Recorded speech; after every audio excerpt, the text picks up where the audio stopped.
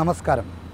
പ്രകടന പത്രികയെക്കുറിച്ചും അതിലെ വാഗ്ദാനങ്ങളെക്കുറിച്ചും മിക്കപ്പോഴും നാം കേൾക്കുക തിരഞ്ഞെടുപ്പ് കാലത്ത് മാത്രമാണ്. ജനങ്ങളുടെ ഓർമ്മ ഹ്രസ്വമാണെന്ന ധാരണയോ തെറ്റിദ്ധാരണയോ കൊണ്ടാണ് ഇങ്ങനെ സംഭവിക്കുന്നത്. മറവിക്കെതിരെയുള്ള പ്രവർത്തനമാണ് രാഷ്ട്രീയം എന്നതുകൊണ്ട് ഇടയ്ക്കിടെ ഭരണ നേതൃത്വത്തിൻ്റെ ഓർമ്മ പരിശോധിച്ചുകൊണ്ടേയിരിക്കണം. അതിനുള്ള സമയമായിരിക്കുന്നു.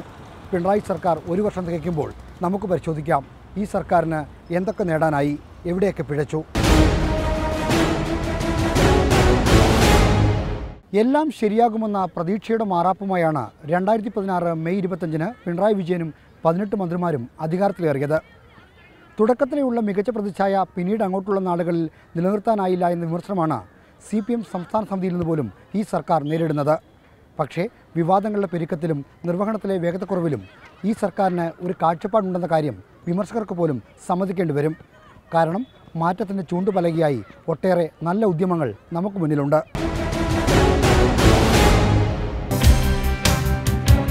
തിരഞ്ഞെടുപ്പ് കാലത്തുയർത്തിയ ഏറ്റവും വലിയ മുദ്രാവാക്യമായ സ്ത്രീ സുരക്ഷയോട് നീതി പുലർത്തുന്നതായിരുന്നു ആദ്യ മന്ത്രിസഭാ യോഗത്തിലെ ആദ്യ തീരുമാനം തന്നെ.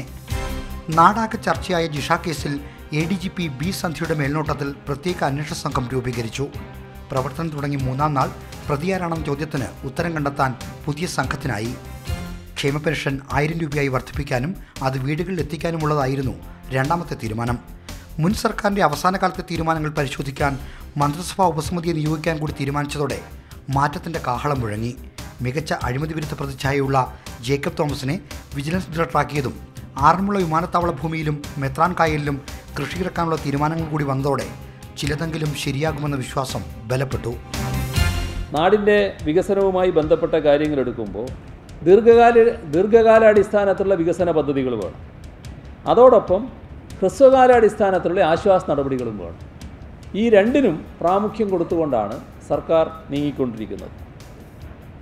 ഈ സർക്കാരിന് ഏറ്റവും അഭിമാനകരമായ കാര്യം, തലയുയർത്തി തന്നെ നിൽക്കാൻ കഴിയുന്ന ഒരു കാര്യം, ഒരു തരത്തിലുള്ള അഴിമതി ആരോപണവും ഈ സർക്കാരിനെതിരെ ബാധിക്കില്ല എന്നുള്ളതാണ്. ഭരണത്തിൻ്റെ 100-ാം നാൾ പ്രഖ്യാപിച്ച 4 മിഷനുകൾ നവകേരളം വാഗ്ദാനം ചെയ്ത മുന്നണിയുടെ നയപ്രഖ്യാപനമായി മാറി.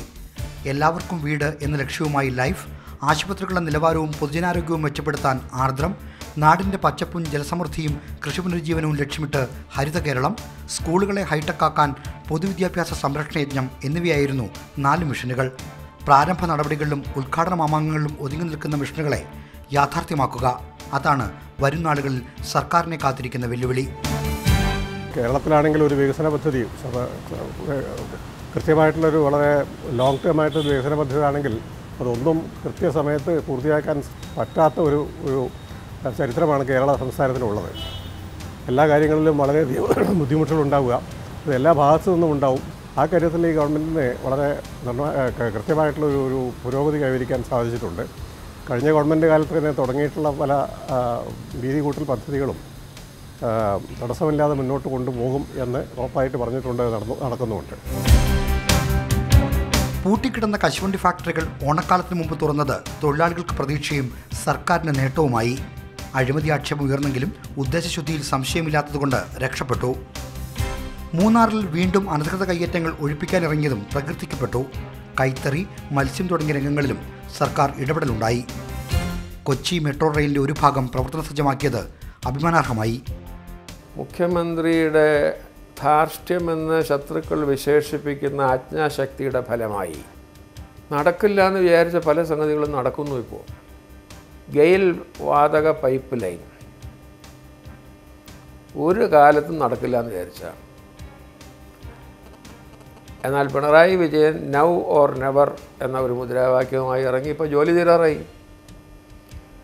അതുപോലെ അടിസ്ഥാന സൗകര്യ വികസനങ്ങളിൽ മുഖ്യമന്ത്രി പ്രത്യേകം താല്പര്യമെടുത്ത് കാണിക്കുന്ന കാര്യങ്ങൾ, കാസർഗോഡ് നിന്ന് തിരുവനന്തപുരം വരെയുള്ള 6 വരിപ്പാത, കോവളം കാസർഗോഡ് ജലപാത, തീരദേശപാത, പൊന്നാനിയിലെ സ്വകാര്യ തുറമുഖം, ഇതൊന്നും ചെറിയ കാര്യങ്ങളില്ല. ഈ ആശയങ്ങളൊക്കെ നേരത്തെ ഉണ്ടായിരുന്നു. പക്ഷേ ഇതൊക്കെ ഫലത്തിലേക്ക് കൊണ്ടുവന്നത് മുഖ്യമന്ത്രിയുടെ ഇച്ഛാശക്തിയും ധൈര്യവും കൊണ്ട് തന്നെയാണ്. അതും ഒരു നേട്ടമായി തന്നെ പറയേണ്ടതാണ്. വരൾച്ച മുൻകൂട്ടി കണ്ട് നടപടികൾ സ്വീകരിച്ചതും നെയ്യാറിൽ നിന്ന് യുദ്ധകാലാടിസ്ഥാനത്തിൽ വെള്ളമെത്തിച്ചതും സർക്കാരിൻ്റെ കർമ്മശേഷിയുടെ തെളിവായി മാറി. മൂന്നാർ ഒഴിപ്പിക്കൽ വീണ്ടും ആരംഭിച്ചത് അനധികൃത കയ്യേറ്റങ്ങൾക്കെതിരെയുള്ള ശക്തമായ താക്കീതായി.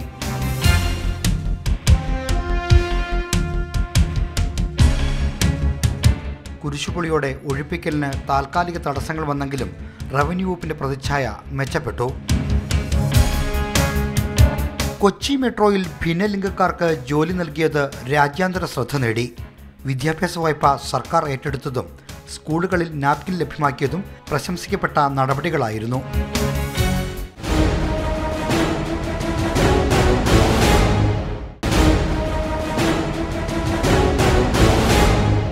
മേൽപ്പറഞ്ഞ നേട്ടങ്ങളും മേന്മകളുമൊക്കെ ഉണ്ടായിട്ടും അതിൽ നിന്നൊക്കെ പ്രതിച്ഛായയോ യശസ്സോ ഈ സർക്കാരിന് നേടാൻ കഴിയാതെ പോയത് എന്തുകൊണ്ടാണ്? CPM-ൻ്റെയും ഇടതുമുന്നണിയുടെയും നേതൃതലം മുതൽ താഴെ വരെ ഭരണത്തോടുള്ള അതൃപ്തി ഏറിയും കുറഞ്ഞും കാണാം. 10 മാസം എത്തും മുമ്പേ ഭരണം വിലയിരുത്താൻ പാർട്ടി തയ്യാറായതിലും തിരുത്തൽ നടപടികൾ നിർദ്ദേശിച്ചതിലുമൊക്കെ അത് പ്രകടമായിട്ടുമുണ്ട്. അപ്പോൾ ഒരു കാര്യം വ്യക്തം, വിവാദങ്ങൾ ഈ സർക്കാരിനെ ബാധിച്ചിട്ടുണ്ട്. മുല്ലപ്പെരിയാർ ഡാം മുല്ലപ്പെരിയാറിൽ പുതിയ അണക്കെട്ട് വേണമെന്ന സംസ്ഥാനത്തിന്റെ പ്രഖ്യാപിത നിലപാടിന് വിരുദ്ധമായ പ്രസ്താവന നടത്തി മുഖ്യമന്ത്രി പിണറായി തന്നെയാണ് സർക്കാരിന്റെ ആദ്യ വിവാദത്തിന് കാരണഭൂതനായത്. പിന്നെ അങ്ങോട്ട് അതിരപ്പള്ളി പദ്ധതി മുതൽ ഇപ്പോഴത്തെ കൊച്ചി മെട്രോ വരെ വിവാദങ്ങളുടെ പരമ്പര തന്നെ വന്നു. ലോ അക്കാദമിയിലെ വിദ്യാർത്ഥി സമരം, ജിഷ്ണുവിന്റെ അമ്മയ്ക്ക് നേരെ ഉണ്ടായ പോലീസ് നടപടി എന്നിവ സർക്കാരിനെ പിടിച്ചു കുലുക്കുക തന്നെ ചെയ്തു.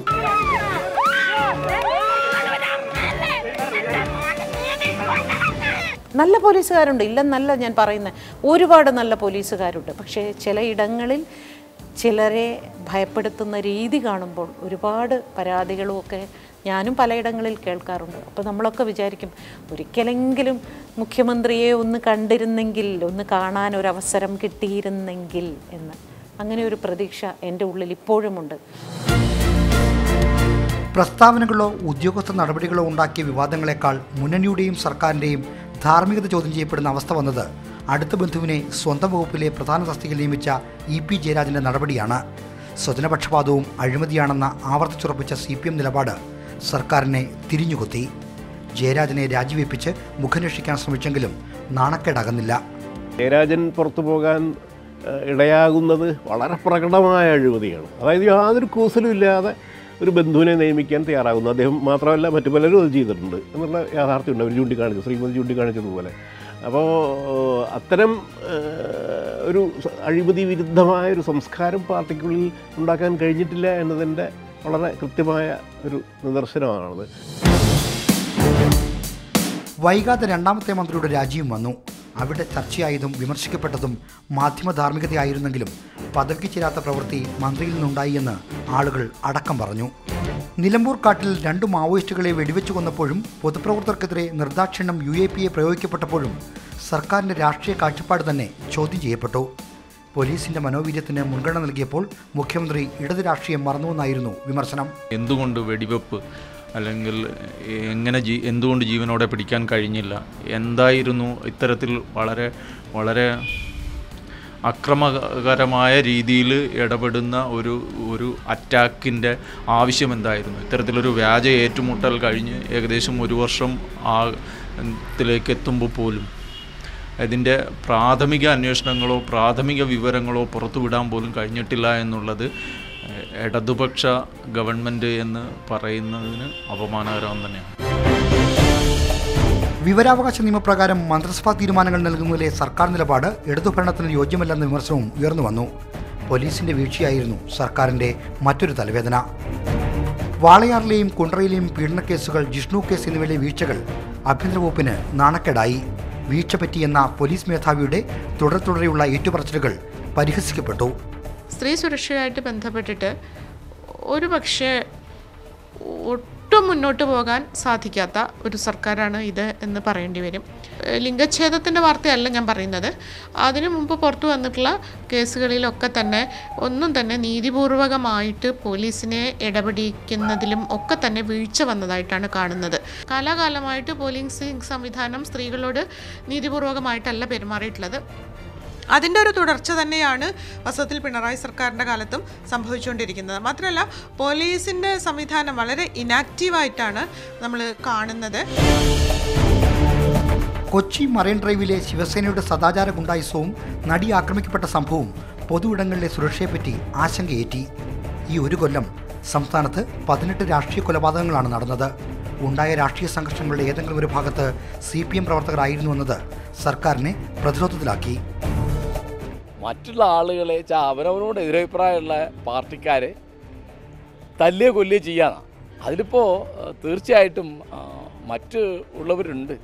പക്ഷേ അതിൽ 51% എപ്പോഴും ഞാൻ കുറ്റമായിട്ട് പറയുന്നത് CPM-നെയാണ്. എന്താ കാരണം എന്ന് വിചാരിച്ചാൽ അവർ ഭരിക്കുന്നു. മുഖ്യമന്ത്രി CPM-ൻ്റെ നേതാവാണ്. അദ്ദേഹം തന്നെയാണ് ആഭ്യന്തര വകുപ്പ് കൈകാര്യം ചെയ്യുന്നത്. അപ്പോൾ പോലീസിനെ നിയന്ത്രിക്കുന്ന ഒരു മന്ത്രിയുടെ പാർട്ടിക്ക് തങ്ങളെ തല്ലുകയോ കൊല്ലുകയോ ചെയ്ത വേറെ ഒരു പാർട്ടിയുടെ ആളുകളെ അറസ്റ്റ് ചെയ്യാനോ കോടതി മുമ്പിൽ ഹാജരാക്കാനോ സാധിക്കുന്നില്ല, അല്ലെങ്കിൽ അവരതിൽ വിശ്വസിക്കുന്നില്ല. പകരം അവർ ആയുധം എടുത്ത്, നമ്മൾ പറയുമല്ലോ നിയമം കയ്യിലെടുക്കുക, അവർ ചെന്ന് തല്ലുകയോ കൊല്ലുകയോ ചെയ്യുക. അപ്പോൾ ഇതിന് യാതൊരു മാറ്റമില്ല. മാത്രമല്ല അത് കൂടുകയുണ്ടായി. അപ്പോൾ മുഖ്യമന്ത്രി തന്നെ ആഭ്യന്തരം കൈകാര്യം ചെയ്യുക, അതേ ഇവിടുത്തെ ഏറ്റവും വലിയ പാർട്ടിയുടെ സമുന്നതനായ നേതാവായിരിക്കുക. ആ അവസ്ഥയിൽ പോലും നമുക്ക് ഈ തരത്തിലുള്ള രാഷ്ട്രീയ പ്രവർത്തനം എന്ന് പറഞ്ഞിട്ട് മനുഷ്യനെ തല്ലുകയോ കൊല്ലുകയോ ചെയ്യുക എന്ന് പറയുന്നത് ഇതൊരു എത്ര പിറകിലാണ് നമ്മൾ, എത്ര പ്രാകൃതമായിട്ടാണ്, എത്ര കാടനായിട്ടാണ് നമ്മൾ പൊതുരംഗത്ത് പെരുമാറുന്നതെന്നാണ് അത് കാണിക്കുന്നത്. ഈ തരത്തിൽ എപ്പോഴും CPM ഭരിക്കുമ്പോൾ എപ്പോഴുള്ളൊരു പ്രശ്നമാണിത്. അതിപ്പോൾ കുറേയല്ല കൂടുവാനുണ്ടായത് എന്നുള്ളത് അതിൻ്റെ അനേകം തെളിവുകളിൽ ഒന്നാണ്. SSLC അടക്കമുള്ള പരീക്ഷകളുടെ ചോദ്യപേപ്പർ ചോർന്നതും മെഡിക്കൽ PG ഫീസ് കുത്തനെ കൂടിയതും അരിവില വർദ്ധിച്ചതും റേഷൻ കടകളിൽ ഭക്ഷ്യധാന്യങ്ങൾ കിട്ടാതായതും സർക്കാരിന് അസുഖകരമായ വാർത്തകളായി.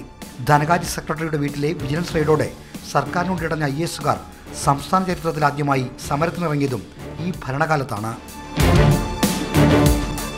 തെറ്റ് ചെയ്തിട്ടില്ലാത്തവരെ, അല്ലെങ്കിൽ തെറ്റ് ചെയ്തെന്ന് ബോധ്യപ്പെട്ടിട്ടില്ലാത്ത ആളുകൾ അതിനകത്ത് വരികയും അവരുടെ ടാർഗറ്റ്സിൽ പെടുകയും അവരെ തേജോവധം ചെയ്യുന്ന വിധത്തിലും അവരുടെ ക്യാരക്ടർ അസാസിനേഷൻ നടത്തുകയും അവരുടെ റെപ്യൂട്ടേഷൻ സ്ഥിരമായിട്ട് പെർമനൻ്റായിട്ട് ഇല്ലാതാവുന്ന ഒരു അവസ്ഥ, അതൊരു ഒരു ഒരു ഒരു സംസ്ഥാനത്തിനും ഒരു ഗവൺമെൻറ്റിനും ഒട്ടും ചേർന്നതല്ല. ഭരണത്തിന്റെ തുടക്കത്തിൽ സംസ്ഥാന പോലീസ് മേധാവി സ്ഥാനത്ത് നിന്ന് ഒഴിവാക്കപ്പെട്ട TP സെൻകുമാർ സുപ്രീം കോടതി ഉത്തരവോടെ ആ സ്ഥാനത്ത് തിരികെ എത്തിയത് സർക്കാരിന് കനത്ത തിരിച്ചടിയായി.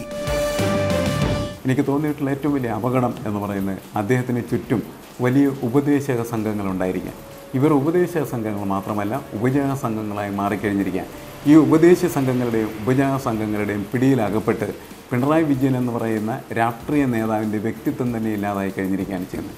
അദ്ദേഹത്തിന് സ്വസിദ്ധമായിട്ട് തോന്നുന്ന കാര്യങ്ങൾ എന്താണോ അത് ചെയ്താൽ തന്നെ ഇപ്പോൾ അദ്ദേഹത്തിന് നടത്തുന്നതായിട്ടുള്ള പ്രവർത്തനത്തിൽ നിന്ന് വളരെ മികച്ച പ്രവർത്തനം കാഴ്ചവെക്കാനായിട്ട് അദ്ദേഹത്തിന് കഴിയും എന്നാണ് എനിക്ക് തോന്നുന്നത്. വിവാദങ്ങൾ ഒഴിവാക്കാൻ ഏറെ കരുതലെടുത്ത സർക്കാരാണ് ഇങ്ങനെ വിവാദങ്ങളുടെ നടുക്കടലിൽ അകപ്പെട്ടു പോയത് എന്നതാണ് ഏറ്റവും വിചിത്രമായ കാര്യം.